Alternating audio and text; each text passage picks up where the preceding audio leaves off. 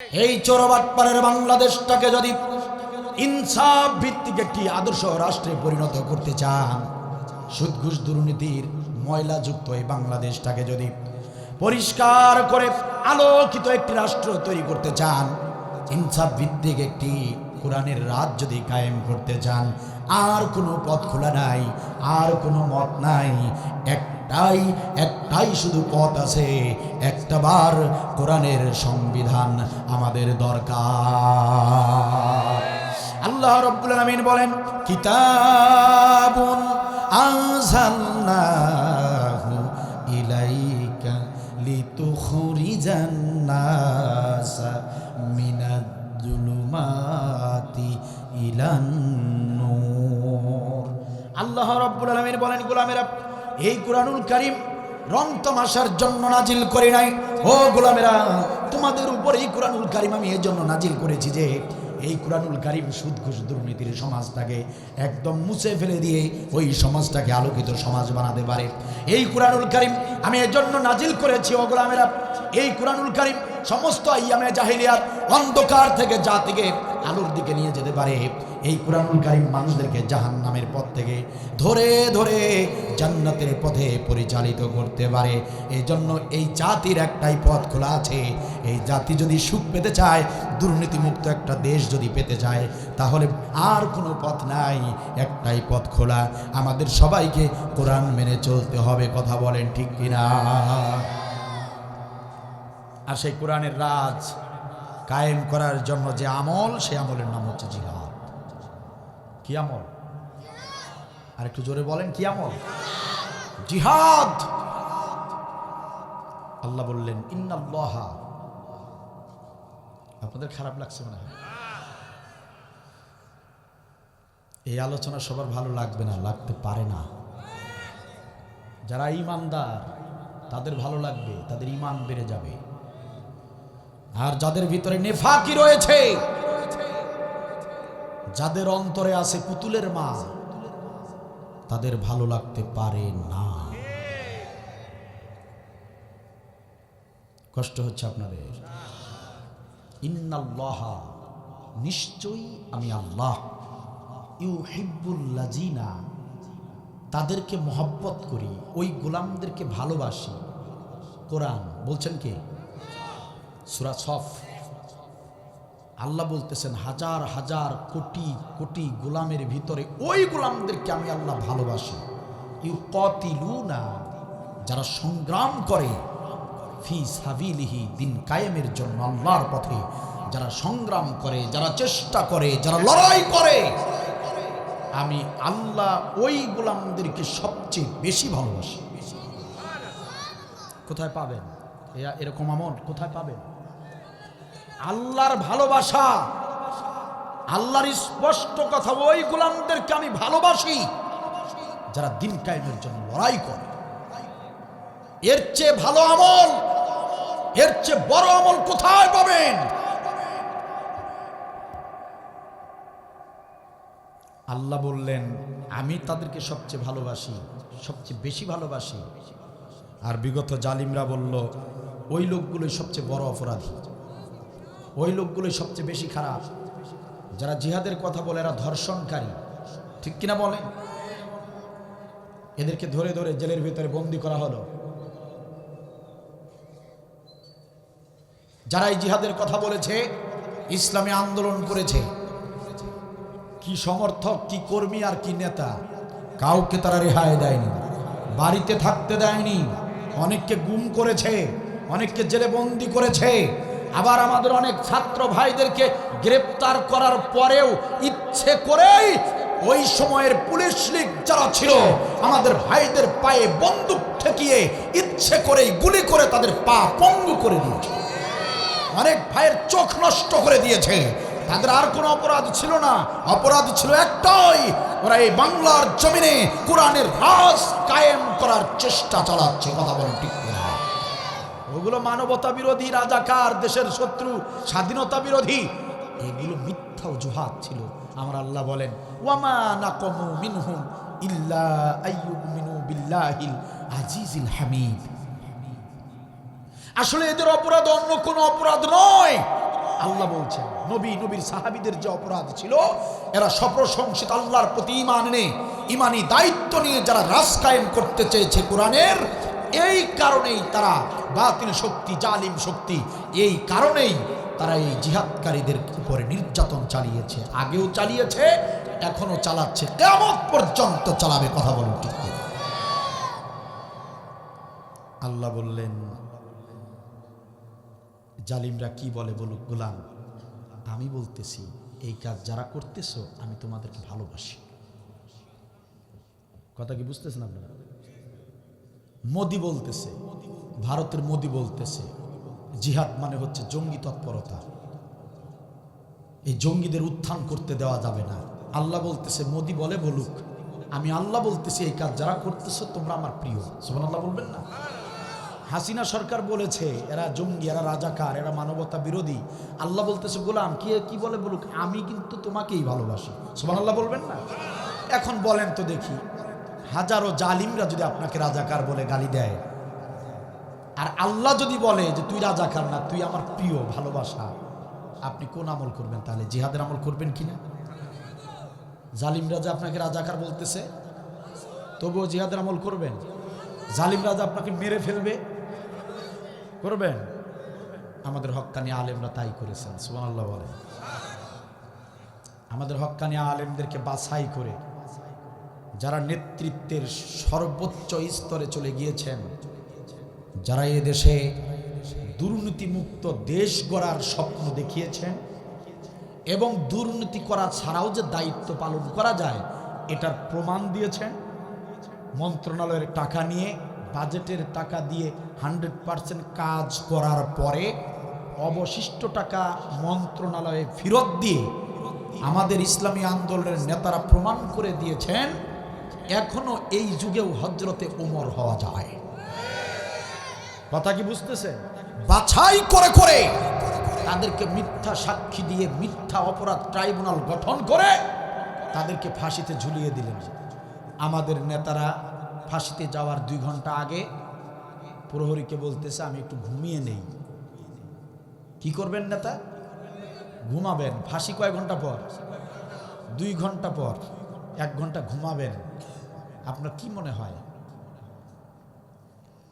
এটাকে আপনার কি মনে হয় যে একজন ব্যক্তি যাকে 2 ঘন্টা পরে ফাঁসিতে ঝুলানো হবে তিনি নিজে জানেন, আর তিনি ঘুমাতে চাচ্ছেন 1 ঘন্টা। তিনি ঘুমানোর পর নামাজ আদায় করলেন, আবার ছেলেকে বলেন যে ছেলে আমার কি পরে উঠবো স্টেজে, মানে লুঙ্গি পাঞ্জাবি পরে যাবো না পাঞ্জাবি পাজামা পরবো? কি মনে হয় আপনার? উনি কি আসলে মরতে যাচ্ছেন নাকি বর সেজে বিয়ে বাড়িতে যাচ্ছেন? কি আপনারা এই বিষয়টা এখানে বুঝবেন না। একাকী নিরালায় নির্জনে একটাবার ইসলামী আন্দোলন নেতাকর্মী যারা আছেন চোখ বন্ধ করে ভেবে দেখবেন, আপনার চোখের পানি ধরে রাখতে পারবেন না। একা একা ভেবে দেখবেন। এটা চারটিখানি কথা নয়, এটা শুধু কথার কথা নয়, এটা সাধারণ কোনো কথা নয়। আপনারা খোঁজ নিয়ে দেখেন, অনেক খুনি আসামি আমাদের দেশে ফাঁসি হয়। যেদিন ফাঁসির রায় হয়, দিন তারিখ যেদিন ঠিক হয়ে যায়, ফাঁসির চিঠি যেদিন এসে যায়, যেদিন সে জানে যে তার ফাঁসির দিনক্ষণ ঠিক করা হয়েছে, সেদিন থেকে সে আর সুস্থ থাকে না, মস্তিষ্ক বিকৃত হয়ে যায়, সে পাগল হয়ে যায়। সেদিন থেকে সে খাওয়া বন্ধ করে দেয়, সে চিল্লাচিল্লি করে, প্রহরীরা আসলে তাদেরকে মারে, বিভিন্ন ধরনের আলাপ সংলাপ করে, পাগলামি কথাবার্তা বলে, এ বিচার মানি না, এ বিচার মানব না, এরকম চিল্লাচিল্লি করে। যেদিন ফাঁসিতে নিয়ে যাওয়া হয়, টেনে হিসড়ে জোর করে ফাঁসির মঞ্চে তোলা হয়। আর আমাদের নেতারা বললেন আমাকে একটু ঘুমাতে দাও, ঘুমালেন, নামাজ পড়লেন, পাঞ্জাবি পাজামা, সুন্দর পাঞ্জাবি পাজামা, ইস্ত্রি করা পাঞ্জাবি পাজামা পরে, সুন্দর পাঞ্জাবি পাজামা পরে, সুন্দর সুঘ্রাণ মেখে হেঁটে চলছেন, নির্বিঘ্নে নির্ভয়ে হেঁটে চলছেন। এমনভাবে হাঁটছেন প্রহরীরা আর দায়িত্বশীল অফিসাররা তার সঙ্গে হেঁটে পারছেন না, দ্রুত হেঁটে উঠে গেলেন। জল্লাদ বলে হুজুর মাথাটা একটু নিচু করেন, কালো জম টুপিটা পরিয়ে দেব। ভাইরা আমার, কালো জম টুপি পরিয়ে দিবে জল্লাদ কালো জম টুপি পরিয়ে দিবে। তারপর 2 হাত পিছনে বাঁধবে, তারপরে 2 পা বাঁধবে, আপনি একটু মাথাটা নিচু করেন, কালো জমটুবিটা পরিয়ে দেই। আপনার আমার নেতৃবৃন্দ তারা বললেন, কালো জমটুবি তোমাকে পরাতে হবে কেন? আরে মিয়া দাও কালো টুবি, কালো জমটুবি জল্লাদের হাত থেকে নিয়ে নিজেই নিজের মাথায় কালো জমটুবিটা পরে নিলেন। হেঁটে হেঁটে মঞ্চে উঠলেন। ফাঁসির কাস্টে যখন ঝুলে যাবেন, কালেমা পড়লেন, কালেমায় শাহাদাত পড়লেন, ইস্তেগফার পড়লেন, ফাঁসিতে ঝুলে গেলেন। কেন? কারণটা কি? ব্যাখ্যা কি? সিগনিফিকেন্স কি? কিভাবে এটা সম্ভব? না, এটা বিশ্বাস হয় না। এটা কিভাবে সম্ভব? এটা সাধারণ মানুষের পক্ষে সম্ভব নয়। ব্যাখ্যা এখানেই রয়েছে। আমার আল্লাহ বলে, ও নিজামী গোলাম আমার, তুমি কিসের ভয় করো? জালিমরা তোমাকে ফাঁসি দিচ্ছে, আর আমি আল্লাহ তোমাকে এই যে জান্নাতের অবস্থান দেখাচ্ছি। জালিমরা তোমাদেরকে রাজাকার বলেছে, আর আমি আল্লাহ বলছি তুমি আমার প্রিয় গোলাম। জালিমরা তোমাকে মানবতা বিরোধী বলেছে, আর আমি আল্লাহ বলছি তুমি আমার প্রিয় গোলাম। জালিমরা তোমাকে ফাঁসিতে ঝুলিয়ে কষ্ট দিতে চাচ্ছে, আর আমি আল্লাহ তোমাকে দেখাচ্ছি তোমার জান্নাতের দরজায় দরজায় হুর পরিরা দাঁড়িয়ে আছে। চিৎকার দিয়ে বলুন আল্লাহু আকবার।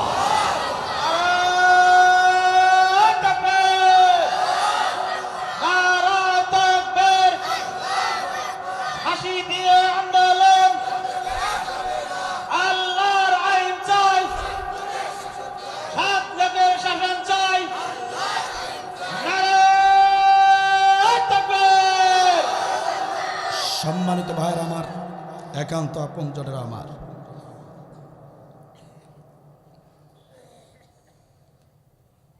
আমরা গত বছরেও কোরআনের মাহফিলগুলোতে বলেছিলাম, হতাশ হবেন না। আমাদের এক শ্রেণীর হক্কানি আলেমদেরকে, নেতৃবৃন্দকে আল্লাহ ফাঁসির মাধ্যমে শাহাদাত কবুল করেছেন, কিন্তু একজন তো আছেন, জেলে থাকুক বেঁচে তো আছেন, তিনি আমাদের শেষ আকাঙ্ক্ষা, শেষ আশা, আল্লামা সাইদি রহমাতুল্লাহ আলাইহি। আমরা ভেবেছিলাম তিনি একদিন বের হবেন। তাকে তো আর হত্যা করা হয়নি, জেলের ভিতরে আছেন, একদিন না একদিন বের হবেন। তার নেতৃত্বে আমরা দেশটাকে আবার নতুন করে গুছাবো, সাজাবো। তার নেতৃত্বে এদেশে কোরআনের রাষ্ট্র তৈরি করব ইনশাআল্লাহ। এরকম চিন্তা ভাবনা আমাদের ছিল, আমাদের এরকম একটা আশা ছিল। কিন্তু এই ভারতের মোদী সরকারের নীল নকশা অনুযায়ী, ওরা যখন রয়ের গবেষণা অনুযায়ী যখন তদন্ত রিপোর্ট পেল, মোদী দেখতে পেল এই সরকার বেশি দিন টিকতে পারবে না। মোদী সরকারের পৃথিবীর সবচেয়ে বড় দুশমন ছিল আল্লামা সাইদি। ভারতের জমিনের সবচেয়ে বড় দুশমন ছিল আল্লামা সাইদি রহমাতুল্লাহি আলাইহি। কারণ বিশ্বের বুকে একমাত্র একজন ব্যক্তি যিনি ভারতের বিরুদ্ধে সব সময় স্পষ্ট ভাষায় বিরোধিতা করেছেন, তিনি ছিলেন আল্লামা সাইদি রহমাতুল্লাহ।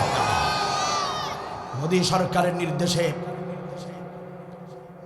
তার মিথ্যা সংবাদ ছড়িয়ে দিল, অসুস্থতার সংবাদ টিভি প্রচার করা হলো, টিভি চ্যানেলে প্রচার করা হলো, মিথ্যা নাটক করে মেডিকেল আনা হলো, ইনজেকশন পুশ করে সুস্থ মানুষটাকে হত্যা করেছে ওই জালিম সরকার। সুতরাং আমরা বলতে চাই, আমরা অন্তর্বর্তী সরকারকে জানাতে চাই, এই প্রোগ্রামগুলো প্রত্যেক রাতে আমার ব্যক্তিগত চ্যানেল রংপুর টিভি ক্যামেরায় এগুলো ধারণ হয়, এগুলো খুব দ্রুত সারা বিশ্বে ছড়িয়ে পড়ে, সারা দেশের মানুষ জানতে পারে। আমার এই আলোচনা ইউটিউব চ্যানেলের মাধ্যমে অন্তর্বর্তী সরকারের উপদেষ্টাগণকে জানাতে চাই, এ দেশে কার হত্যার বিচার আপনারা করবেন আর কার হত্যার বিচার আপনারা করবেন না সেটা নিয়ে আমাদের মাথা ব্যথা নাই, কিন্তু আল্লামা সাইদি হত্যার বিচার এই বাংলার জমিনে হতেই হবে। এটা তৌহিদি মুসলমানদের সবচেয়ে বড় প্রাণের দাবি। কথা বলেন ঠিক কিনা? কোন দল ক্ষমা করবে কি করবে না সেটা আলাদা বিষয়, কিন্তু আমরা তৌহিদি মুসলমানরা এটা ক্ষমা করতে রাজি নই। আল্লামা সাইদি হত্যার বিচার এদেশে হতেই হবে। আমরা অন্তর্বর্তী সরকারের প্রধান উপদেষ্টা ডক্টর ইউনূসকে জানাতে চাই, ডক্টর ইউনূস সাহেব, আপনি বানের পানিতে ভেসে ভেসে কুচুরি পানার মতো রাষ্ট্র ক্ষমতায় বসেন নাই। আপনাকে রাষ্ট্র ক্ষমতায় বসাতে গিয়ে আমাদের ছাত্র ভাইয়েরা রক্ত দিয়েছেন, জীবন দিয়েছেন, ঠিক কিনা বল? সুতরাং রাষ্ট্র ক্ষমতায় যখন বসেছেন, কোমরটা সোজা করেন, শক্তিশালী হন, জালিমদের বিরুদ্ধে পদক্ষেপ গ্রহণ করুন। কাকে ভয় পান আপনি? কাদেরকে ভয় পাচ্ছেন? আপনি যদি আমাদের পক্ষে থাকেন, জনগণের পক্ষে যদি থাকেন, হকের পক্ষে যদি থাকেন, আমরা 18 কোটি মুসলমান আপনার সঙ্গে আছি ইনশাআল্লাহ। আমাদের একটাই দাবি, আল্লামা সাঈদী হত্যার সঙ্গে জড়িত যারা, তারা যেন এদেশ ছেড়ে পালিয়ে যেতে না পারে। আমরা বলতে চাই, ডক্টর ইউনূস, ওই যে কুলাঙ্গার ব্যারিস্টার সুমনকে গ্রেপ্তার করা হয়েছে, ও জেল থেকে যেন জামিনে কিছুতেই মুক্তি না পায়, সে ব্যাপারে সজাগ থাকতে হবে। আমরা বলতে চাই, অন্তর্বর্তী সরকার আমাদের আল্লামা সাঈদী রহমাতুল্লাহ আলাইহিকে যে ডাক্তারের তত্ত্বাবধানে রাখা হয়েছিল, ওই ডাক্তার জামান, যে ডাক্তার জামান সরাসরি সাঈদী হত্যার সঙ্গে জড়িত, ওই ডাক্তার জামান যেন এদেশ ছেড়ে পালিয়ে হিন্দুস্তানে যেতে না পারে, সে ব্যাপারে আপনাকে সজাগ থাকতে হবে। আমরা বলতে চাই, আমাদের আল্লামা সাঈদী হত্যার সঙ্গে যারা জড়িত, তারা যদি পালিয়ে হিন্দুস্তানে চলে যায়, আল্লামা সাঈদী হত্যার বিচার যদি দ্রুত গতিতে দেশে না হয়, তাহলে আমরা তৌহিদি মুসলমানেরা সিদ্ধান্ত নিয়েছি, প্রয়োজনে আমরা কৃষিক্ষেত ছেড়ে দিয়ে রাজপথে যেতে বাধ্য হব, প্রয়োজনে ঘর বাড়ি ছেড়ে দিয়ে রাজপথে যেতে বাধ্য হব, প্রয়োজনে ব্যবসা বাণিজ্য তালা দিয়ে রাজপথে যেতে বাধ্য হব, চাকরি বাকরি অফিস আদালত বন্ধ করে দিয়ে রাজপথে যেতে বাধ্য হব, রংপুরের আবু সাঈদের মতো করে বন্দুকের নলের সামনে দাঁড়িয়ে যাব। আল্লামা সাঈদী হত্যার বিচার না হওয়া পর্যন্ত আমরা কেউ বাড়িতে ফিরব না, কেউ বাড়িতে ফিরব না। কারা কারা রাজি আছো? দু হাত তুলে আল্লাহকে দেখাও।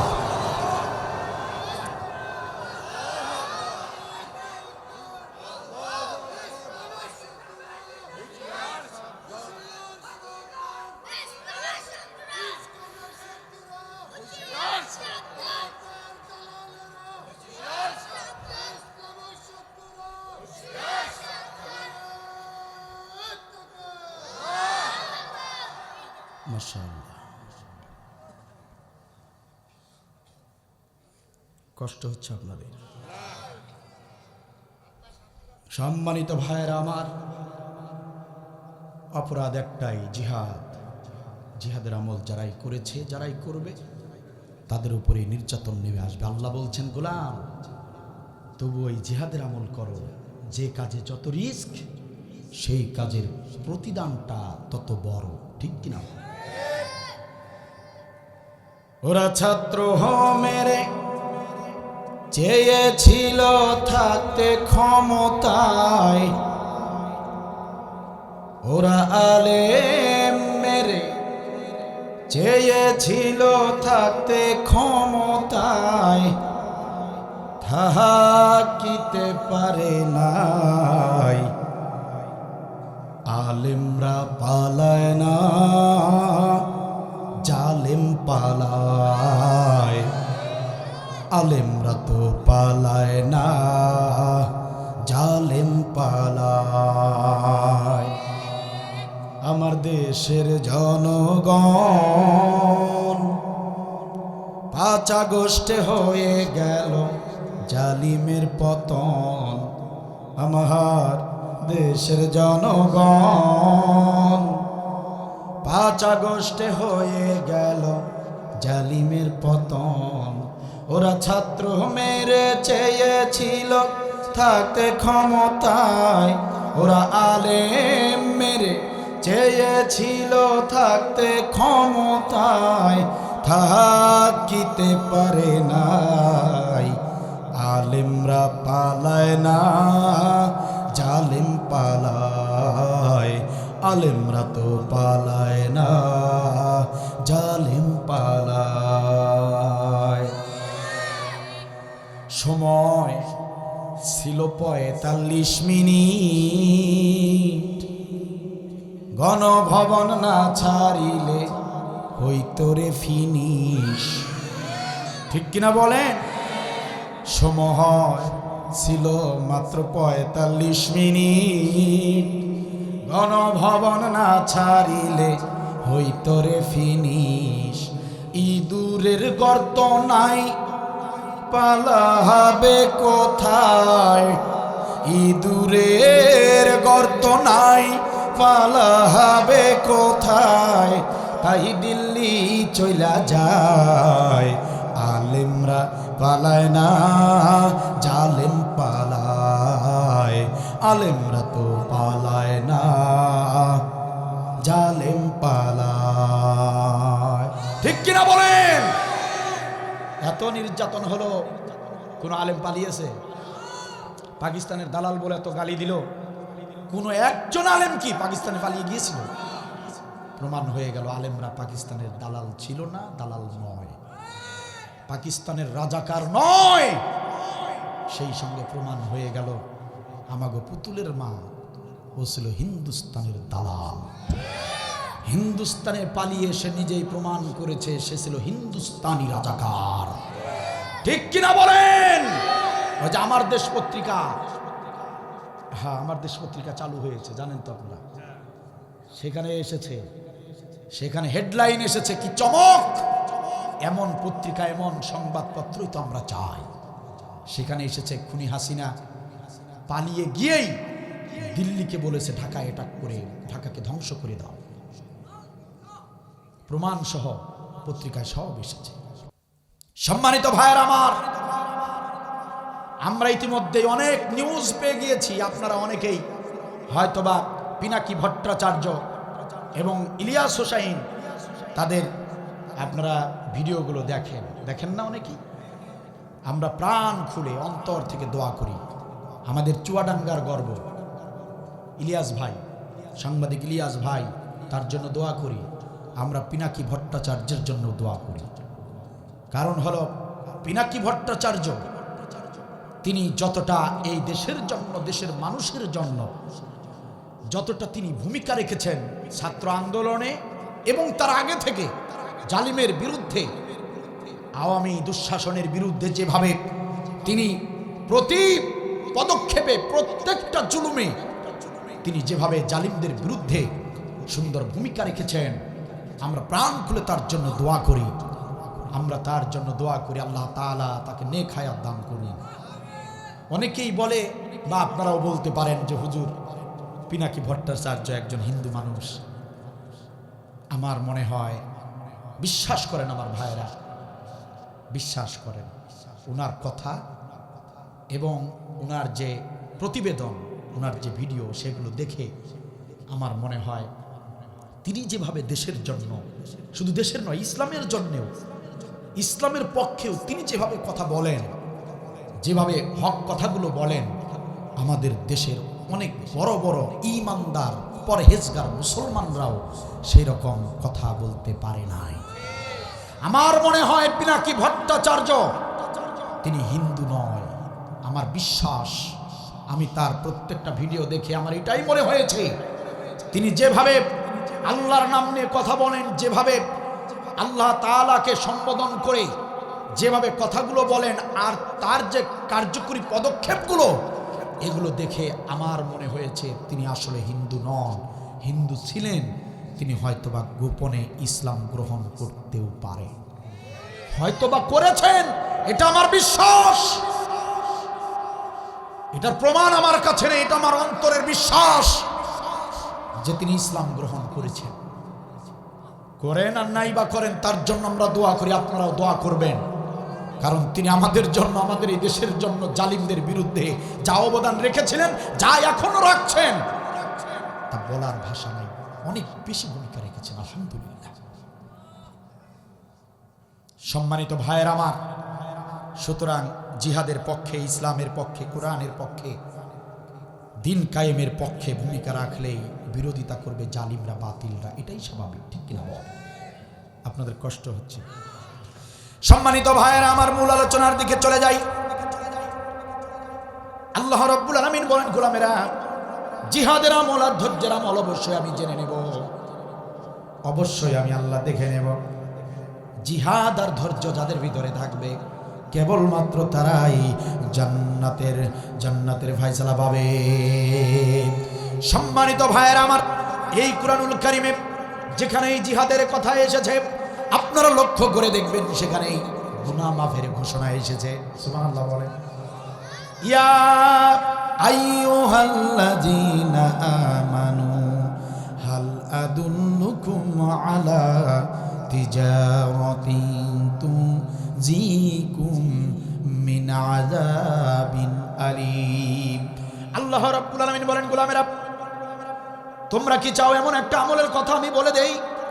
এমন একটা আমলের কথা তোমাদেরকে আমি বলবো না যে আমলটা করলে তুনজিকুম মিন আযাবিন আলীম, জাহান্নামের আগুন তোমাদের জন্য হারাম হয়ে যাবে। এমন একটা আমলের কথা আমি আল্লাহ কি বলে দেব না? তুমিনুনা বিল্লাহি ওয়া রাসূলিহি ওয়া তুজাহিদুনা ফি সাবিলিল্লাহ। আমলটা হলো ঈমান আনার পর তোমরা যারা জিহাদের আমল করবে, জিহাদের আমল যদি তোমরা করো, দিন কায়েমের চেষ্টা যদি চালাও, আমি আল্লাহর ঘোষণা তুনজিকুম মিন আযাবিন আলীম, জাহান্নামের আগুন তোমাদের জন্য আমি আল্লাহ হারাম করে দেব। কথা আমার নাকি আল্লাহ? এত সুন্দর কথা কোথায় পাবেন আপনি কোরআন ছাড়া? এই জিহাদের বেলায় ছাড়া অন্য কোন আমলে পাবেন যে বান্দা এই আমলটা করো জাহান্নামের আগুন হারাম করে দেব? জিহাদের বেলায় বললেন ইয়াগফিরলাকুম যুনুবাকুম, গুনাহ খাতাও আমি আল্লাহ মাফ করে দেব। সুবহানাল্লাহ বলবেন না? বললেন জান্নাত, জান্নাত তোমাদেরকে আমি জান্নাতে দেব, যে জান্নাতের তলদেশে সদা সর্বদা ঝর্ণা দ্বারা প্রবাহিত হবে। কোথায় পাবেন? যেখানে জিহাদ সেখানে গুনাহ মাফের ঘোষণা, সেখানে জান্নাতের ঘোষণা। কারণ এই জিহাদের আমলটাই হলো আল্লাহ তাআলার কাছে সবচেয়ে প্রিয় আমল। নবী সাল্লাল্লাহু আলাইহি ওয়াসাল্লাম বললেন, সাহাবীরা শোনো, আমার ভাইরা কষ্ট হলেও একটু মনোযোগ দেন। এখন থেকে 20টা মিনিট কথা বলবো, একটু নড়াচড়া করবেন না। মাত্র 20টা মিনিট কথা বলবো। এই 20টা মিনিট কথা যদি মনোযোগ দিয়ে শুনতে পারেন, 2 ঘন্টা কথা বললে যতটুকু বুঝবেন এই 20 মিনিটেই সেটা বুঝে যাবেন ইনশাআল্লাহ। রাসূলুল্লাহ সাল্লাল্লাহু আলাইহি সাল্লাম বললেন, ও সাহাবীরা আমার শোনো, উটের দুধ দহন করতে যতটুকু সময় প্রয়োজন হয়, উটের দুধ দহন করতে যতটুকু সময় লাগে, এতটুকু পরিমাণ সময় যদি আল্লাহর কোনো বান্দা বান্দি জিহাদের পথে ব্যয় করে, এই সামান্য সময় জিহাদের পথে যদি কোনো ব্যক্তি ব্যয় করে, আমি বিশ্বনবী ঘোষণা করলাম ওই ব্যক্তির জন্য জান্নাত ওয়াজিব হয়ে যায়। জান্নাত ওয়াজিব হয়ে যায়। উটের দুধ দহন করতে কতটুকু সময় লাগে আমার ভাইয়েরা? উট তো নাই, আপনাদের বাড়িতে তো গাভী আছে। একটা গাভীর দুধ দহন করতে কতটুকু সময় লাগে? 5 থেকে 6 ঘন্টা নাকি? 10 মিনিট 20 মিনিট সর্বোচ্চ 30 মিনিট লাগতে পারে, ঠিক কিনা বলেন? আপনার আমার নবী বললেন এই সামান্য 20-30 মিনিটের মতো এমন সামান্য সময় যদি কেউ তার জীবনে, কোনো ব্যক্তি তার জীবনে এতটুকু সময় যদি এই দিন কায়েমের পথে ব্যয় করে, বিশ্বনবী বলেন আমি নবী সাক্ষী দিলাম তার জন্য জান্নাত ওয়াজিব হয়ে যাবে। কোথায় পাবেন? হযরত ওসমান রাদিয়াল্লাহু তাআলা আনহু থেকে বর্ণিত হাদিস, মান রাবাতা লাইলাতান ফি সাবিলিল্লাহ কানাত কা আলফি লাইলাতিন সিয়ামুহা ওয়া কিয়ামুহা। নবী সাল্লাল্লাহু আলাইহি ওয়াসাল্লামের ডাবল জামাই হযরত ওসমান রাদিয়াল্লাহু তাআলা আনহু তিনি বর্ণনা করেন, নবী সাল্লাল্লাহু আলাইহি ওয়াসাল্লাম বলেন, ও মুসলমানরা আমার দিকে তাকান, আমার দিকে লক্ষ্য করেন, নড়াচড়া বন্ধ করেন, বিশ্বাস করেন আজকের এই আলোচনাটুকু অনুধাবনের সঙ্গে শুনতে হবে। প্রিয় ভাইয়েরা আমার, হতে পারে আজকের এই রাতটা আপনার আমার জীবনে কারো জন্য জীবনের শেষ রাত হয়ে যেতে পারে। আজকের এই আলোচনা আব্দুল বারীর জীবনের শেষ আলোচনা হতে পারে। এই রাতের আধার কাটিয়ে সকালের নতুন সূর্যটা দেখতে পারবো কিনা কারো গ্যারান্টি নাই। সম্মানিত ভাইয়েরা আমার, জীবনের শেষ আলোচনা হিসেবে শুনে যান। আলোচনা শুনে শুনে প্যান্ডেলের নিচে বসেই যদি সিদ্ধান্ত নিতে পারেন, যদি নিয়ত করে যেতে পারেন, আজকে রাতের মৃত্যুটাই হতে পারে আমাদের সকলের জন্য শাহাদাতের মৃত্যু।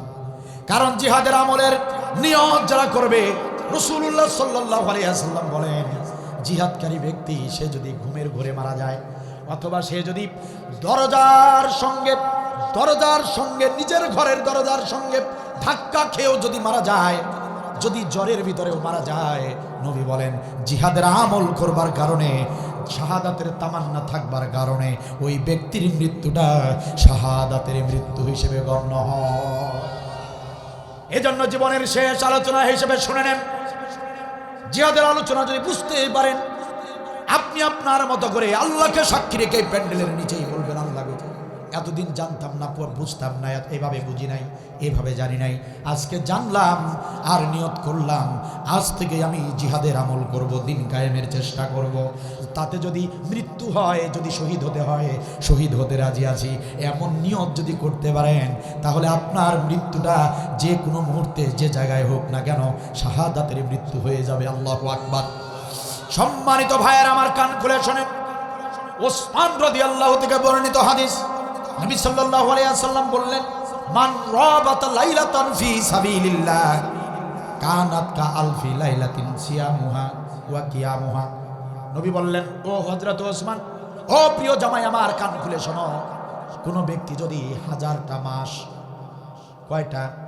1000টা, 1000 দিন যদি রোজা রাখে, 1000 দিন ধরে যদি সারা দিন ধরে না খেয়ে টানা 1000 দিন যদি কোনো ব্যক্তি রোজা রাখে, আর রাতের বেলা 1000টা রাত যদি দাঁড়িয়ে দাঁড়িয়ে সালাত আদায় করে, দিনের বেলা 1000 দিন রোজা রাখবে, আবার সেই রাতগুলোতে সারা রাত ধরে 1000 রাত যদি কোনো ব্যক্তি নামাজ আদায় করে, নবী সাল্লাল্লাহু আলাইহি ওয়াসাল্লাম বলেন, ওই ব্যক্তি যতটুকু সওয়াব পাবে।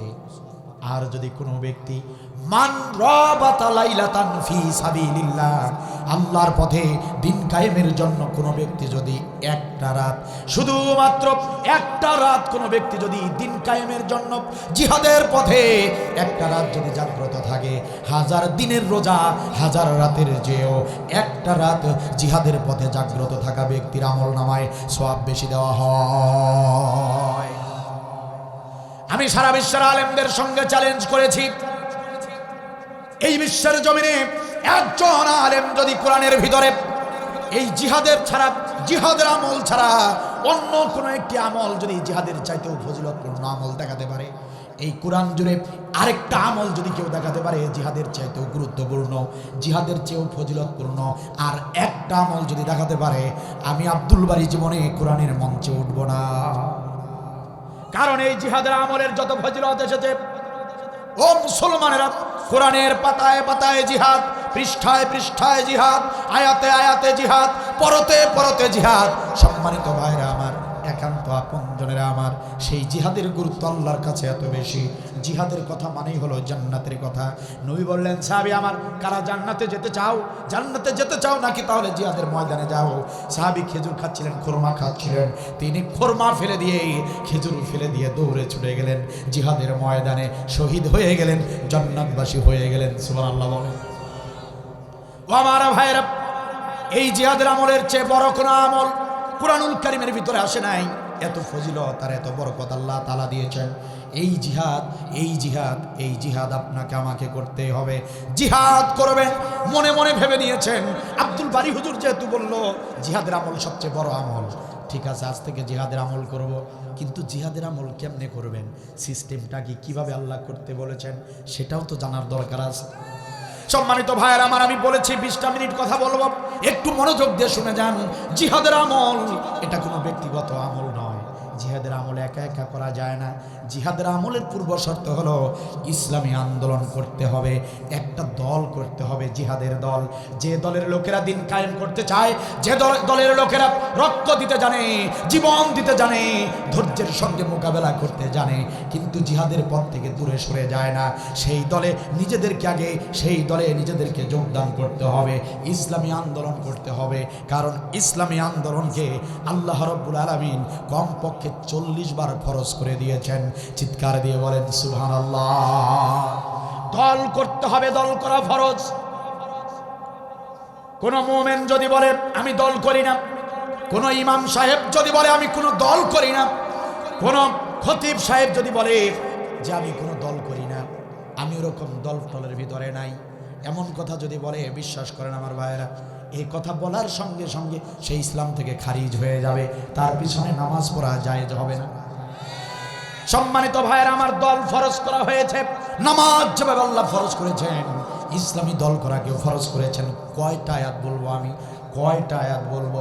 আল্লাহ তাআলা বলেন ওয়াতাসিমু বিহাবলিল্লাহি জামিআ ওয়ালা তাফাররাকু। আল্লাহ বলেছেন সংঘবদ্ধ হয়ে দলের মাধ্যমে আল্লাহর রজ্জুকে আঁকড়ে ধরো, পরস্পর বিচ্ছিন্ন হয়েও না। এখানেও দলের কথা আল্লাহ বলেছেন। আল্লাহ রাব্বুল আলামিন বলেন ওয়ালতাকুম মিনকুম উম্মাতুন ইয়াদউনা ইলাল খায়রি ওয়া ইয়া'মুরুনা বিল মা'রুফ ওয়া ইয়ানহাউনা আনিল মুনকার। আল্লাহ বলেন তোমাদের ভিতরে একটা দল থাকতেই হবে, যে দলের কাজ হবে সৎ কাজের আদেশ দেওয়া, অসৎ কাজে বাধা দেওয়া। তার মানে দল আপনাকে করতেই হবে। ও আমার ভাইরা, কুরআনুল কারীমে আরো এসেছে দলের কথা, কুনতুম খায়রা উম্মাহ উখরিজাত লিন-নাস তা'মুরুনা বিল মা'রুফ ওয়া তানহাউনা আনিল মুনকার।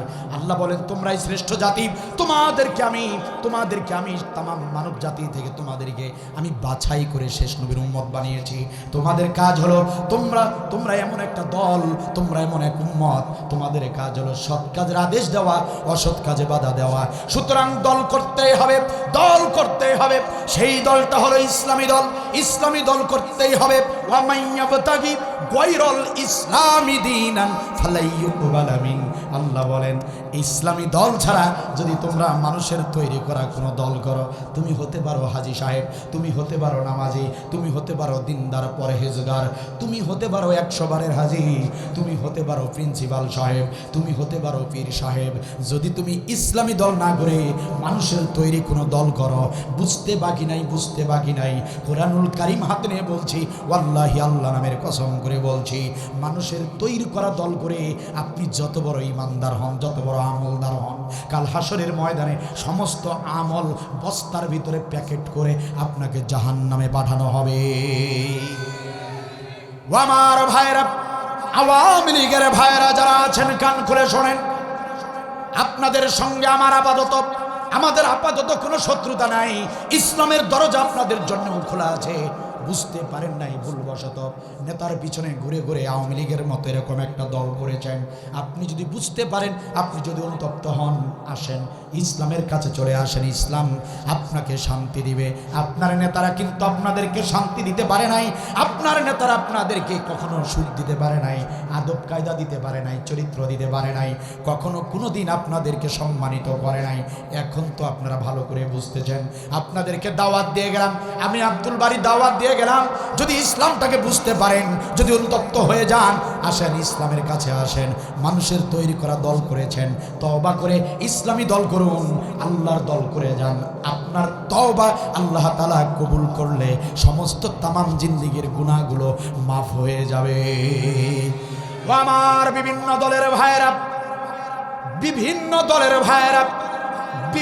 দলের ভাইয়েরা যারা মানবতার তৈরি করা দল করেন, যাদের দলের ভিতরে আল্লাহ নাই, আল্লাহর রসুল নাই, রসুলের মিশন নাই, নাম ধরে ধরে বললে আপনারা অনেকে মাইন্ড করবেন। আমি আপনাদেরকে আঘাত করতে আসি নাই। আমি আব্দুল বারী কোনো দলের পক্ষে দালালি করতেও আসি নাই। এখন পর্যন্ত আপনাদেরকে কিন্তু আমি বলি নাই অমুক দলটা করেন, আমি সেটা কখনো বলবো না। বিবেক বুদ্ধি আপনাকে আল্লাহ দিয়েছেন, গরুর গোশতের টেস্টটা সবচেয়ে বেশি, সেটাও আপনারা ভালো বোঝেন। নিজের ঘরের স্ত্রীটা 3 দিনের কথা বলে 7 দিন যদি বাড়িতে গিয়ে, শ্বশুর বাড়িতে গিয়ে নিজের স্ত্রীটা 3 দিনের জায়গায় 7 দিন বাপের বাড়িতে গিয়ে থাকলে আপনার মেজাজ ভালো থাকে না। বউকে তাড়াতাড়ি শ্বশুর বাড়ি থেকে নিজের বাড়িতে নিয়ে আসেন। স্ত্রীর ভালোবাসা ওটা খুব ভালো বোঝেন। আপনি লেখাপড়া জানেন না, অথচ দোকানদারি করে খাচ্ছেন, ব্যবসা করে খাচ্ছেন, কোনো ধরনের লেখাপড়া জানেন না, কিন্তু আয়ের হিসাবটা, লাভের হিসাবটা কিন্তু ভালো করেই জানেন। তাহলে আমার ভাইয়েরা, সব কিছুই যদি এত ভালো বোঝেন, সব কিছুতেই যদি আপনি এত ভালো বোঝেন, কৃষি ক্ষেতে কোন সময় কোন সার দেওয়া লাগবে, কোন কীটনাশক দেওয়া লাগবে, কোনটা দিলে ভালো হয়, কোনটা দিলে ক্ষতি হয়ে যায়, এত কিছু যারা বোঝেন, আপনারা কি এটা বুঝবেন না যে বাংলাদেশে নবী আর নবীর সাহাবীদের ইসলামী দল কোনটা? এটা আপনি বুঝবেন না, এটা আমি বিশ্বাস করি না। অবশ্যই আপনারা জানেন, অবশ্যই আপনার বিবেক আপনাকে বলে দিবে, অবশ্যই আপনার বিবেক আপনাকে দেখায় দিবে, ও সলিমউদ্দিন, ও কলিমউদ্দিন, ইসলামী দল খোঁজো নাকি? তাহলে নবীর যে নবী দিন কায়েমের কথা বলার কারণে সে আবু তালিবের উপত্যকায় 3টা বছর বন্দি জীবন যাপন করলেন। যে নবীর সাহাবীরা জিহাদের কথা বলার কারণে নির্যাতিত হলো, যে জিহাদের কথা বলার কারণে দিন কায়েমের করার কারণে সাহাবীরা ওয়াকাতরে জীবন দিয়ে দিলেন, সেরকম দল বাংলাদেশেও একটা আছে। সেরকম দল অবশ্যই বাংলাদেশে আছে। সেরকম দল শুধু বাংলাদেশ নয়, বিশ্বের জমিনের প্রত্যেকটা জায়গায় হক্কানি দল একটা সব সময় থাকবে।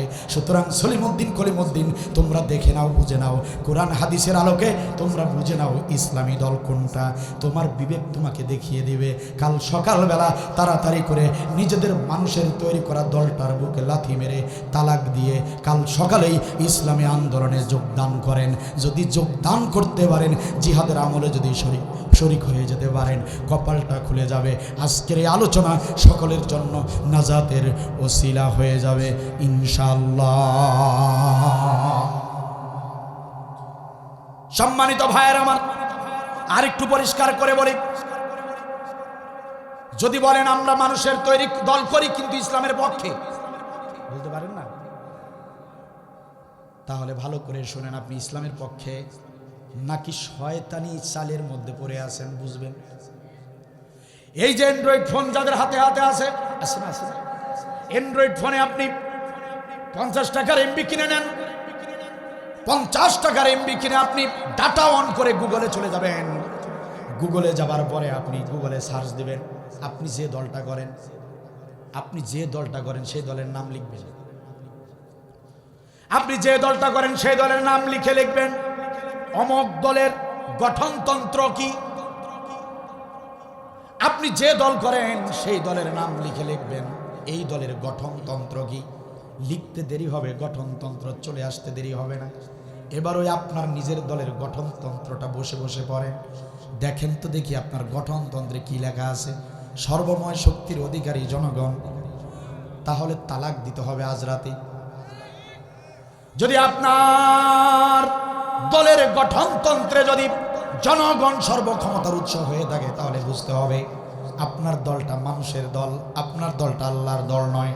আপনার দলের গঠনতন্ত্রে যদি আল্লাহ রসুলের লক্ষ্য উদ্দেশ্য কায়েম যদি মিশন যদি না মিলে, দিন কায়েমের মাধ্যমে ইনসাফ ভিত্তিক রাষ্ট্র গঠনের মাধ্যমে আপনারা জনগণের কল্যাণের পথে চলেছেন, এরকম কথা যদি আপনাদের গঠনতন্ত্রে না থাকে, তাহলে বুঝে নেবেন ওটা ইসলামী দল নয়।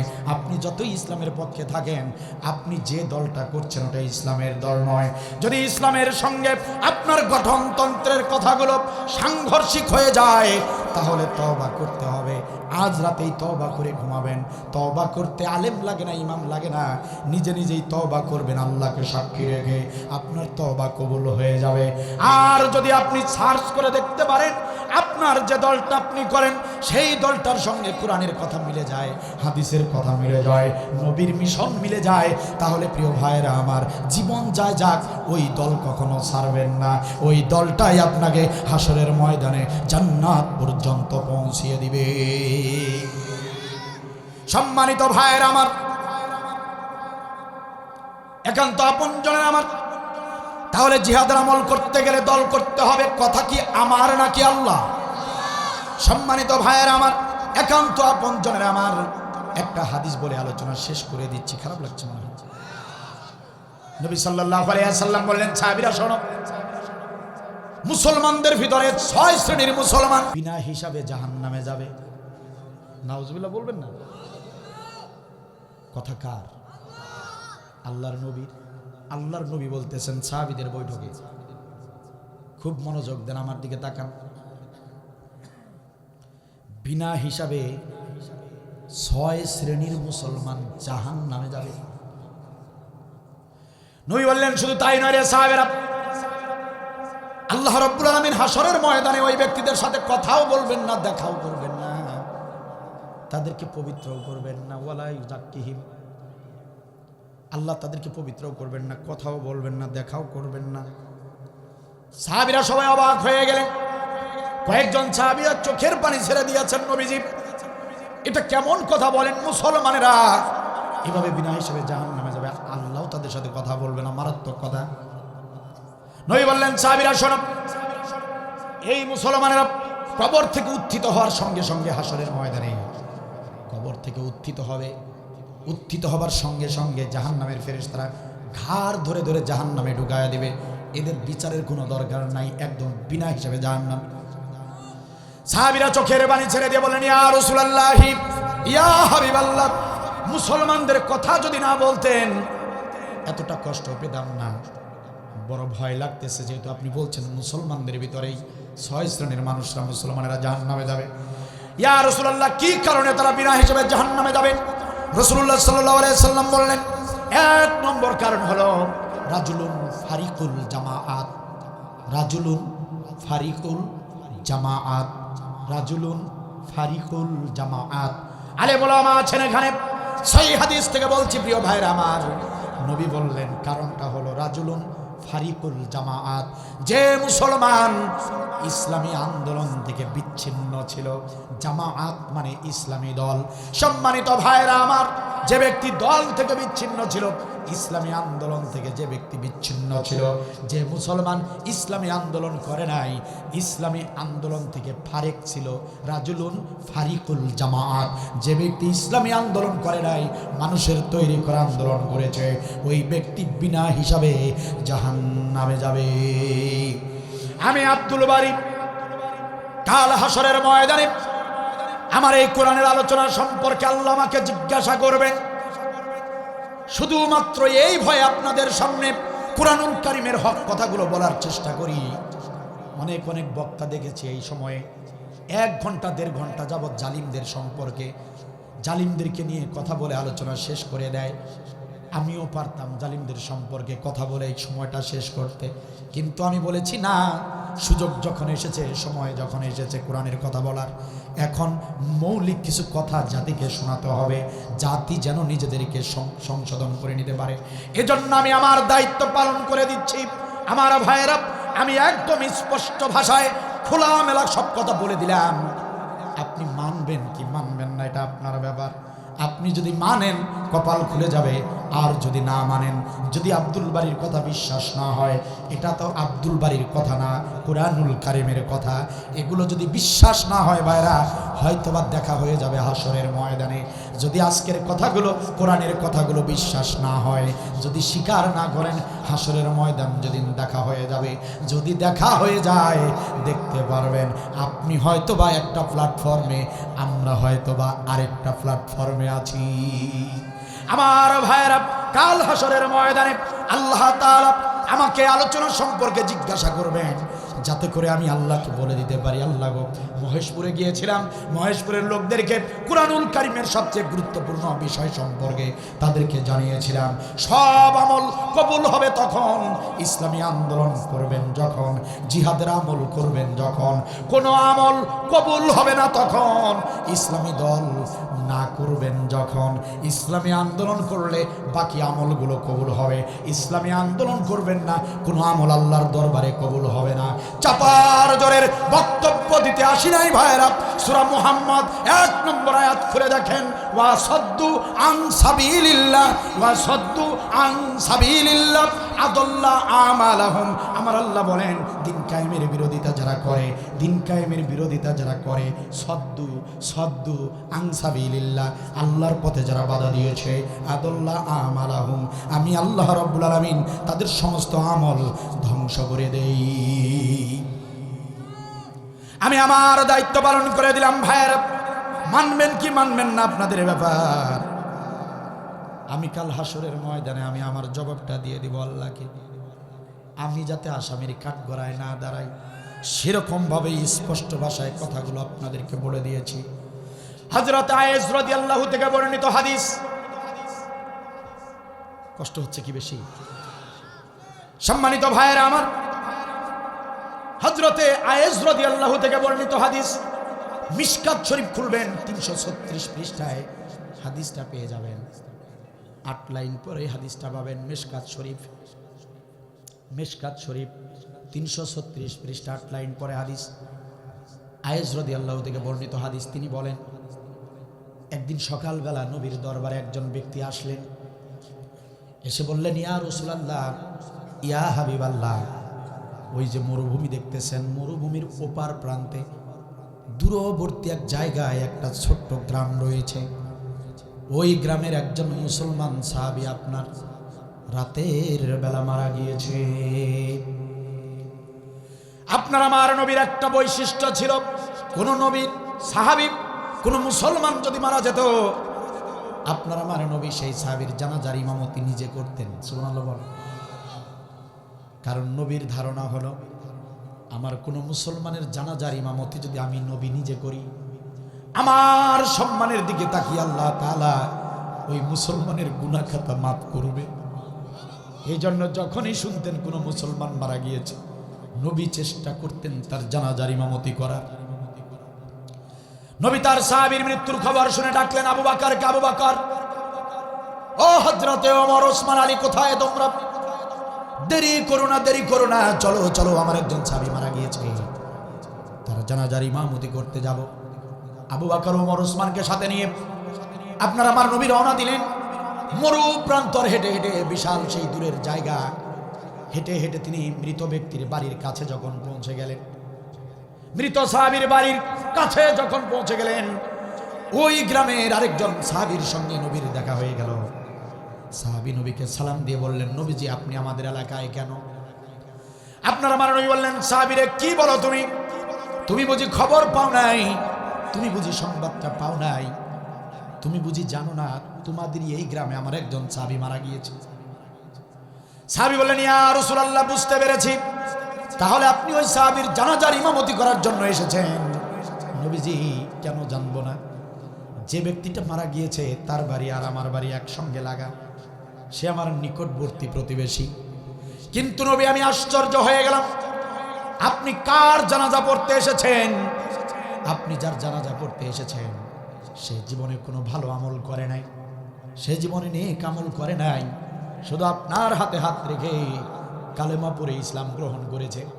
কিন্তু আমরা তাকে রেখেছি, আমরা তাকে ভালো করে চিনি, জীবনে এসে কোনো ভালো কাজ করে নাই, কোনোদিন নামাজ পড়তে দেখি নাই, রোজা, হজ, যাকাত, দান, সাদাকা, পিতা মাতার সেবা, আত্মীয়তার হক, প্রতিবেশীর হক, মসজিদ, মাদ্রাসা, ওয়াজ মাহফিল, কোরআনের মাহফিল, কোনো বিষয়ে কোনো জায়গায় কোনো দিন তাকে আমরা দেখি নাই। ইয়া রাসূলুল্লাহ, আপনার থেকে আমরা যতটুকু ইসলাম বুঝেছি, আমরা তো জানি ইসলাম গ্রহণ করলেই হবে না, ঈমান আনার পর আমলে সলে করতে হবে, আমলে সলে না করলে সেই ব্যক্তি জাহান্নামে যাবে। ইয়া রাসূলুল্লাহ, তাহলে ওই ব্যক্তি তো আমলে সলে করে নাই, ভালো আমল করে নাই, তার জানাজার নামাজ আপনি পড়াতে এসেছেন কেন? আপনি একজন জান্নাতি নবী, আপনি একজন জান্নাতি নবী হয়ে আপনি এরকম একজন জাহান্নামী ব্যক্তির জানাজার ইমামতি করবেন, এটা শোভনীয় হবে না। আমার অনুরোধ, ইয়া রাসূলুল্লাহ, ইয়া হাবিবাল্লাহ, আমার পক্ষ থেকে আপনার কাছে আবেদন, না না না, আপনি তার জানাজার ইমামতি করবেন না। যদি জানাজা পড়াতেই হয়, আপনার সাথে আবু বকর আছে, ওসমান আছে, ওদেরকে দিয়ে জানাজা পড়াবেন, কিন্তু আপনি জান্নাতি নবী হয়ে জাহান্নামী ব্যক্তির জানাজা পড়াবেন না। কথা কি বুঝে আসছে? নবী আমার খুব কষ্ট পেলেন, এই ভেবে তিনি কষ্ট পেলেন যে আমার এই মৃত সাহাবী কেন ভালো আমল করলো না। দুনিয়ার উপরেই লোকেরা বলতেছে জাহান্নামী। নবী আমার বললেন, সাহাবী না করো না, নিষেধ করো না, অন্তত তার বাড়ির ভিতরে ঢুকি। নবী সাহাবীদেরকে নিয়ে মৃত ব্যক্তির বাড়ির ভিতরে ঢুকে পড়লেন। গিয়ে দেখতে পেলেন সমস্ত কাজ কমপ্লিট হয়ে আছে, লাশকে গোসল করিয়ে খাটিয়ার উপরে শোয়ায় রাখা হয়েছে, কাফন পরানো হয়েছে, এখন শুধু জানাজা নামাজটা বাকি। নবী সাল্লাল্লাহু আলাইহি ওয়াসাল্লাম অল্প কিছুক্ষণের মধ্যেই তিনি লক্ষ্য করলেন ওই গ্রামের যত মুসলমানরা আছে সমস্ত মুসলমানরা চলে এসেছে, জড়ো হয়ে গিয়েছে, তারা জানাজায় অংশগ্রহণ করবে। এজন্য গ্রামের এদিক সেদিক থেকে সাহাবীরা চলে এসেছেন, ওই গ্রামেরই সাহাবী, তারা ওই গ্রামের মুসলমানরা জড়ো হয়ে গিয়েছে। নবী সাল্লাল্লাহু আলাইহি ওয়াসাল্লাম বেশ কিছু সাহাবীদেরকে দেখে নবী বললেন, ও আমার সাহাবীরা, তোমরা একটু আমার সামনে কাতারবদ্ধ হয়ে দাঁড়াও, আমি দু চারটি কথা তোমাদের সামনে বলতে চাই। সাহাবীরা দাঁড়িয়ে গেলেন। ইয়া রাসূলুল্লাহ, বলেন, কি বলবেন? নবী বললেন, ও আমার সাহাবীরা শোনো, এই যে লাশ হয়ে খাটিয়ার উপরে শুয়ে আছে, এই সাহাবী আমার হাতে হাত রেখে কালেমা পড়ে ইসলাম গ্রহণ করেছে। তার মৃত্যুর সংবাদটা শুনে আমি ছুটে এসেছি, ভেবেছিলাম আমি নিজে তার জানাজার ইমামতি করব, কিন্তু এই এলাকায় এসে শুনলাম লোকটা নাকি জাহান্নামে যাবে, জীবনে কোনো ভালো আমল করে নাই। এই সংবাদ শুনে আমি খুব কষ্ট পেয়েছি রে সাহাবীরা। ও সাহাবীরা, তোমরা তো এই সাহাবীর পাশেই বাস করতে, তোমরা তো আমার এই সাহাবীর প্রতিবেশী। ও আমার সাহাবীরা, তোমাদের ভিতরে এমন একজন ব্যক্তি কি নাই আমার এই মৃত সাহাবী তার জীবদ্দশায় একটা ভালো কাজ করেছে, একটা নেক আমল করেছে, এমন সাক্ষী দিতে পারবা? এমন একজন ব্যক্তিও কি এখানে নাই? ও আমার উপস্থিত সাহাবীরা, বলো দেখি কেউ একজন এমন আছো কিনা এই সাহাবী একটা জীবনে ভালো কাজ করেছে, এমন সাক্ষী তোমরা কেউ দিতে পারবা নাকি? বলো বলো, কে আছো এমন? একটা ভালো কাজের সাক্ষী দাও। নবীর প্রশ্ন শুনে সমস্ত সাহাবীদের পিছনে দাঁড়ানো একজন সাহাবী হাত তুলে বললেন, ইয়া রাসূলুল্লাহ, ইয়া হাবিবাল্লাহ, আমি আপনার মুজাহিদ সাহাবী, আপনার ওই মৃত সাহাবীর জীবদ্দশার একটা ভালো আমলের সাক্ষী দিতে চাই। নবী বললেন, সাহাবীরা দেরি করো না, ও সাহাবী দেরি করো না, দেরি করো না, কি এমন ভালো আমল দেখেছো? তাড়াতাড়ি বলো, তাড়াতাড়ি করে বলো, কি এমন ভালো কাজ তুমি দেখেছো? সাহাবী বললেন, ইয়া রাসূলুল্লাহ, এই তো অল্প কিছুদিন আগের ঘটনা। আপনার নির্দেশে আমরা মুজাহিদ সাহাবীরা দিন কায়েমের লক্ষ্যে কাফের বেঈমানদের সঙ্গে যুদ্ধ করতে গেলাম, যুদ্ধের ময়দানে গেলাম, আপনার নির্দেশে গিয়েছিলাম। আমরা কাফেরা, মুজাহিদ কাফেরা যুদ্ধের ময়দানে গেলাম, কাফের বেঈমানদের সঙ্গে যুদ্ধ করলাম, তাদেরকে কতল করে করে জাহান্নামে পাঠালাম। কালিমার পতাকা উড্ডীন করে বিজয় অর্জন করে আমরা মুজাহিদরা যখন বাড়ির দিকে ফিরতেছিলাম, বাড়ির দিকে ফিরতে ফিরতে পথিমধ্যে রাত হয়ে গেল, রাস্তায় রাত হয়ে গেল। রাত হয়ে যাবার কারণে আমরা যাত্রা বিরতি করলাম, রাস্তা থেকে নেমে একটা মরুভূমিতে আশ্রয় নিলাম। কারণ আপনি নবী অনেক আগে থেকে একটা পরামর্শ আমাদেরকে দিয়েছিলেন। আপনি নবী বলেছিলেন, মুজাহিদ সাহাবী যারা তারা কখনো রাতের বেলা রাস্তায় থাকবে না। এখানে ইসলামী আন্দোলনের নেতা কর্মী যদি কেউ থাকেন, ইসলামী আন্দোলনের নেতা কর্মী যারা আছেন, মুজাহিদ যারা আছেন, জিহাদের আমল যারা করেন, কান খুলে শুনে নেন, এই হাদিসটা সারা জীবন মনে রাখবেন। যারা জিহাদের আমল করবে, নবীর নির্দেশ হলো তারা রাতের বেলা কখনোই রাস্তায় থাকবে না। প্রতিমধ্যে রাত হয়ে গেলে তারা যেন রিস্ক না নেয়। আপনারা যখন দাওয়াতি কাজ করতে যাবেন, কখনোই একা একা দাওয়াতি কাজে যাবেন না। যখনই কোনো ইউনিটে যাবেন, যখনই কোনো শাখায় যাবেন, যে কাজ করতে যান না কেন একা যাবেন না, অবশ্যই সবর সঙ্গে সাথে রাখবেন। আর রাতের বেলা খুব সাবধানে থাকবেন, রাস্তায় না থাকার চেষ্টা করবেন। আমাদের দেশে রাতের গভীরে অনেক ভাইরা অ্যাক্সিডেন্ট করে মারা গিয়েছে, এখন পর্যন্ত জানা যায় নাই আসলে তারা অ্যাক্সিডেন্ট করেছে নাকি জালিমরা তাদেরকে ট্রাক চাপা দিয়ে মেরেছে। অনেক ঘটনা এরকম ঘটে যায়, রাতের বেলা জালিমরা, বাতিল শক্তিরা জিহাদকারীদেরকে এভাবে হত্যা করে। নবী বলেছেন, সাহাবীরা, ও মুজাহিদ সাহাবীরা, রাতের বেলা কোনো মুজাহিদ রাস্তায় থাকবা না, রাতের বেলায় কখনো রাস্তায় থাকবা না, বরং তোমরা তাবু স্থাপন করবা। তাবু স্থাপন করে রাত যখন কেটে যাবে, সকালবেলা আবার রওনা দিবা। ইয়া রাসূলুল্লাহ, আপনার পরামর্শটা মনে পড়ে গেল। রাত হয়ে যাবার কারণে আমরা যাত্রা বিরতি করলাম, মরুভূমিতে আশ্রয় নিলাম, একটা ভালো জায়গা দেখে তাবু স্থাপন করলাম। ফজরের ওয়াক্ত যখন হয়ে যাবে, আমরা আবার বাড়ির দিকে যাত্রা শুরু করব। ইয়া রাসূলুল্লাহ, আমরা মুজাহিদরা তাবু স্থাপন করে শুয়ে পড়লাম, কারণ আমরা আহত, আমরা অসুস্থ। জিহাদের ময়দান থেকে সুস্থ শরীরে তো ফিরে আসা যায় না। আমাদের কারো হাত কাটা, আমাদের কারো পা কাটা, আমাদের কারো মাথা ফাটা, আমরা আহত, অসুস্থ, ক্লান্ত, শ্রান্ত। আমরা তাবু স্থাপন করে সবাই সবার মতো করে লাইন ধরে শুয়ে পড়লাম। ঘুম ঘুম ভাব যখন চলে এসেছে, হঠাৎ করে পাশের জঙ্গল থেকে হিংস্র প্রাণীদের গর্জন শুনতে পেলাম। আমরা সবাই চমকে উঠলাম, ভীত সন্ত্রস্ত হয়ে গেলাম। আমরা শোয়া থেকে সবাই দাঁড়িয়ে গেলাম।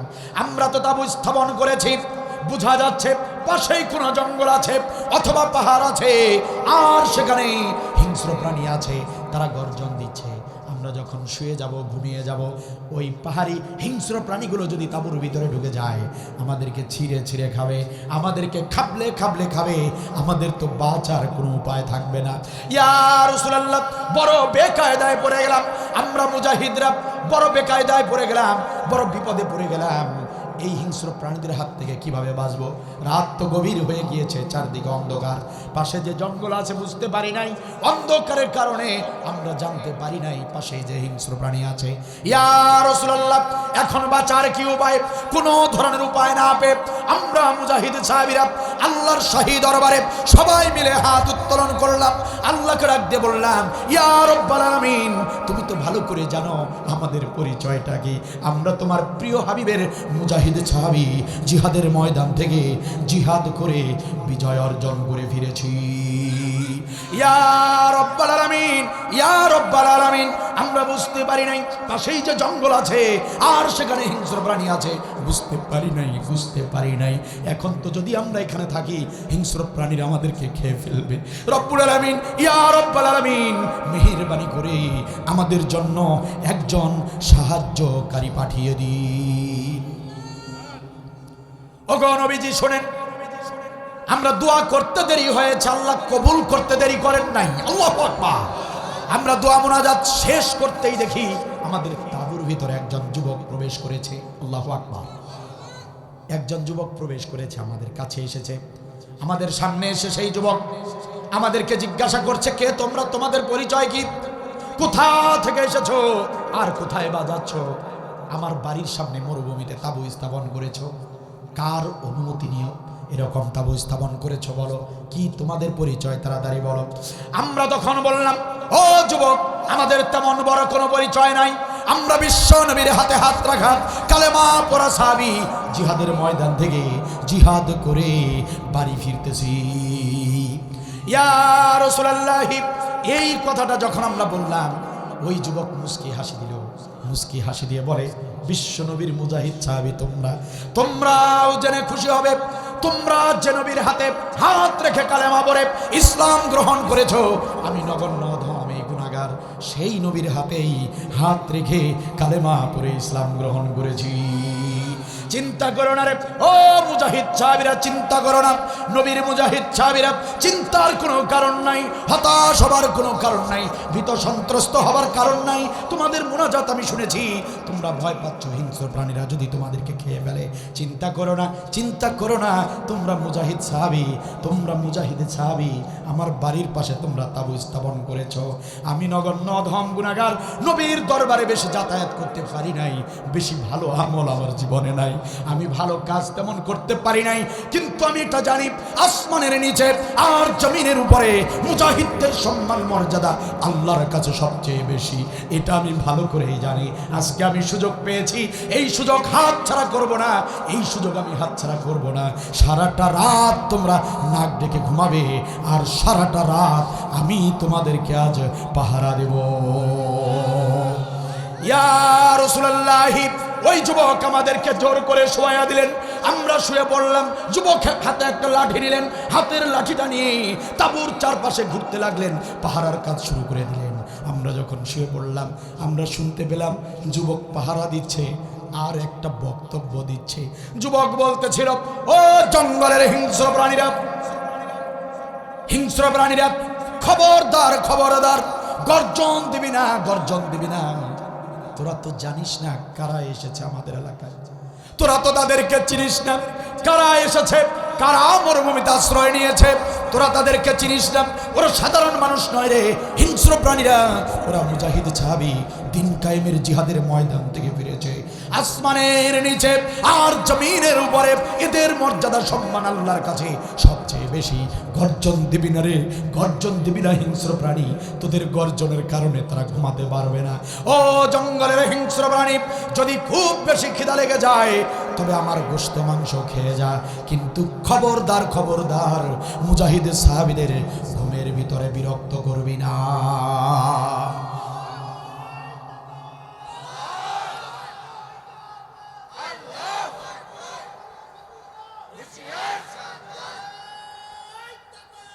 ইয়া রাসূলুল্লাহ, ইয়া হাবিবাল্লাহ, আমরা যখন আমরা যখন শুয়ে পড়লাম, কখন যে ঘুমিয়ে পড়েছি আর বুঝতে পারি নাই। সকালবেলা ফজরের ওয়াক্তে আমরা জাগ্রত হলাম। জাগ্রত হবার পরে আমরা বের হয়ে দেখলাম তখন পর্যন্ত ওই যুবকটা আমাদের তাঁবুর চারপাশে হাঁটতেছে আর পাহারা দিচ্ছে। ইয়া রাসূলুল্লাহ, ইয়া হাবিবাল্লাহ, যে যুবকটা আমাদেরকে, এই মুজাহিদদেরকে, জিহাদের সৈনিকদেরকে, দিন কায়েমের সৈনিকদেরকে একটা রাত পাহারা দিয়েছে, সেই যুবক আর কেউ নয়, ওই যে আপনার সামনে লাশ হয়ে খাটিয়ার উপরে শুয়ে আছে, ওই যুবকটাই সেদিন আমাদেরকে পাহারা দিয়েছেন। নবী বললেন, সাহাবীরা আর বলো না, আর বলতে হবে না, আর শুনতে চাই না, তোমরা কাতারবদ্ধ হও, আমি নবী এই সাহাবীর জানাজার ইমামতি করব। ও মহেশপুর উপজেলার মুসলমানেরা, কান খুলে শোনেন, যে জীবনে কোনো ভালো আমল করে নাই, নবী তার জানাজার ইমামতি শুধু করলেন না, জানাজার ইমামতি করবার পরে নবী সাল্লাল্লাহু আলাইহি ওয়াসাল্লাম ওই মৃত সাহাবীর লাশের খাটিয়া নিজ কাঁধে বহন করে কবর পর্যন্ত গেলেন। যে সাহাবী জীবনে কোনো নামাজ, রোজা, হজ, যাকাত আদায় করে নাই, নবী আমার তার লাশের খাটিয়া কবর পর্যন্তই শুধু নিয়ে যান নাই, নবী সাল্লাল্লাহু আলাইহি ওয়াসাল্লাম তিনি আগে কবরে নেমে গেলেন। তিনি নিজে কবরে নেমে ওই সাহাবীর লাশটা যত্ন করে আদর করে কবরে শোয়াইয়া দিলেন। এখানেই শেষ নয় আমার ভাইয়েরা, চাপার জোরের বক্তব্য দিতে আসি নাই। মিশকাত শরীফের 336 পৃষ্ঠায় হাদিসটা পেয়ে যাবেন, সহিহ হাদিস আমার ভাইয়েরা। নবী লাশটাকে যখন কবরের মাটিতে শোয়াইয়া দিলেন, নবী সাল্লাল্লাহু আলাইহি ওয়াসাল্লাম সাহাবীর মুখের কাফনের কাপড়টা সরিয়ে নবীর জান্নাতি, নবী জান্নাতি ঠোঁটটা দিয়া মৃত সাহাবীর কপালে চুমা দিয়া দিলেন। শুধু চুমাই দিলেন না আমার ভাইয়েরা, কবরের কাজ যখন কমপ্লিট হয়ে গেল, সাহাবীদেরকে সাথে নিয়ে বালিয়ার পাথরগুলো দিয়ে কবরটা যখন সম্পাদন করে ফেললেন, কবরের কাজ শেষ হবার পরে নবী আমার সমস্ত সাহাবীরা সেখানে দাঁড়িয়ে, কবরটা নতুন কবর, এই কবরের মাঝখানে নবী তার ডান হাত এভাবে রাখলেন, নবী তার ডান হাত এভাবে কবরের উপরে রাখলেন, এভাবে তিনি কবরের উপরে ডান হাত রাখলেন। সমস্ত সাহাবীরা দাঁড়িয়ে নবী ডান হাত কবরের মাঝখানে রাখলেন, রেখে তিনি বললেন, ইন্না সাহাবাকা ইয়াজুন্নুনা আন্নাকা মিন আহলিন নার ওয়া আনা আশহাদু আন্নাকা মিন আহলিল জান্নাহ। নবী বললেন, কবরবাসী সাহাবী আমার, তোমার প্রতিবেশীরা বলেছে, তোমার বন্ধুরা বলেছে তুমি জাহান্নামী, তোমার প্রতিবেশীরা বলেছে, তোমার বন্ধুরা বলেছে, তোমার গ্রামবাসী বলেছে তুমি জাহান্নামী। ওয়া আনা আশহাদু আন্নাকা মিন আহলিল জান্নাহ, আর আমি নবী সাক্ষী দিলাম, ও আমার কবরবাসী সাহাবী, আমি নবী সাক্ষী দিলাম তুমি বিনা হিসাবে জান্নাতি। নামাজ, রোজা, হজ, যাকাত অবশ্যই গুরুত্বপূর্ণ ইবাদত, এগুলো অবশ্যই করতেই হবে, বাঁচার উপায় নাই, অবশ্যই পালন করতে হবে। কিন্তু এটা আপনাদেরকে বুঝতে হবে, জিহাদের আমলটা আল্লাহর কাছে কত প্রিয় আমল। আল্লাহ রাব্বুল আলামিন একটা আমলের কারণে খুশি হয়ে গেলেন। যে সাহাবী জীবনে ভালো কোনো আমল করেন নাই, মুজাহিদ সাহাবীদেরকে, জিহাদের আন্দোলনের সৈনিকদেরকে একটা রাত পাহারা দিয়েছেন, আল্লাহ তার এই আমলটা দেখে এতটাই খুশি হয়ে গিয়েছেন, তামাম জীবনের গুনাহ খাতা মাফ করে দিয়েছেন, নবীর মাধ্যমে জান্নাতের সুসংবাদ দিয়েছেন। চিৎকার দিয়ে বলেন সুবহানাল্লাহ। যদি প্রশ্ন করি মহেশপুর উপজেলার মুসলমানেরা, ও ঝিনাইদহ জেলার মুসলমানেরা, যদি প্রশ্ন করি, যদি আমাদের সামনে এরকম কোন পরিবেশ এসে যায়, গাজওয়াতুল হিন্দের আয়োজন হয়ে গিয়েছে, আলামত তৈরি হয়ে গিয়েছে, যে কোনো দিন যে কোনো সময় ইমাম মাহদী চলে আসতে পারেন, হিন্দুস্তানের বিরুদ্ধে জিহাদ হতে পারে, অথবা আমাদের হক্কানি আলেমরা এদেশে কোরআনের রাজ কায়েমের জন্য যদি কখনো ডাক দেয়, জিহাদের ময়দানে যদি যেতে হয়, ও মুসলমানেরা প্রশ্ন করতে চাই, যদি বাড়ি ঘর ছাড়তে হয়, যদি স্ত্রী সন্তান ছাড়তে হয়, যদি সব কিছু বিসর্জন দিতে হয়, যদি রাজপথে গিয়ে বিন্দু বিন্দু রক্ত ছড়াতে হয়, যদি জীবন বিলিয়ে দিতে হয়, কারা কারা জিহাদের ময়দানে যেতে রাজি আছো? দুহাত তুলে আল্লাহকে দেখাও।